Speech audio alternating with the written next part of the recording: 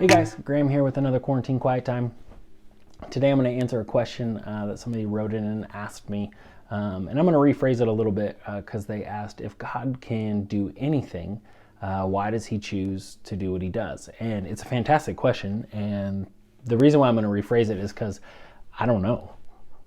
I don't know why he chooses to do what he does, just like I look at other people and I say, I don't know why they choose to live the way that they do. But it did make me want to kind of alter the question a little bit and say, because the person says, if God can do anything, and I always think it's kind of interesting because we're always told that God can do anything, God can do anything. And then as you study and you learn, and even if you live life a little bit, you begin to understand something crazy that's going to blow somebody's mind out there in the interwebs, that God can't do anything. That is a big blanket statement that we make. We sing it in our worship songs. We talk about it. Talk about it in our sermons. But God can't do anything. There's a couple things that God cannot do. One of those things is God cannot cease to be God.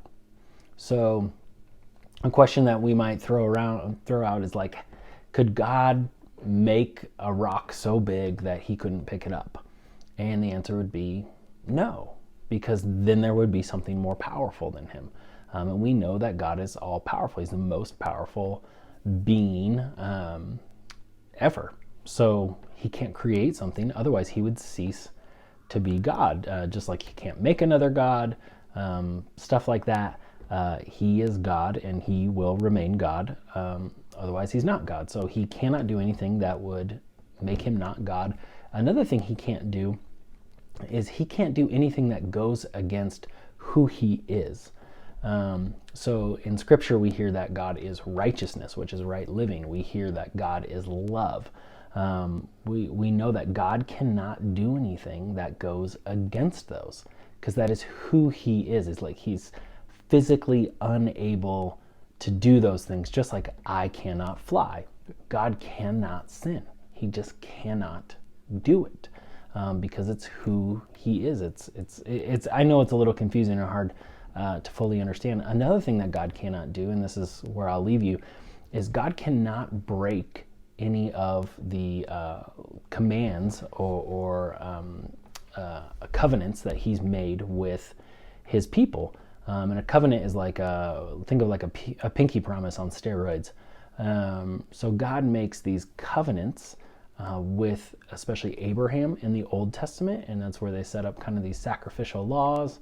And then he makes a new covenant when he sends Jesus, and God cannot break those. That would make him a liar. It would make him double crossing, and God cannot do those things because those are not righteous things.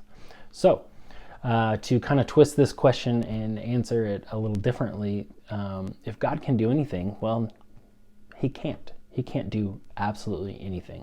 He can do almost anything. He can do some pretty incredible things, and he's shown us some of that through scripture and some in our own lives, but God cannot do anything. So I hope that's helpful. If that sparks more questions, send them on in. Other than that, we'll see you on the next episode of the Quarantine Quiet Time. Peace out.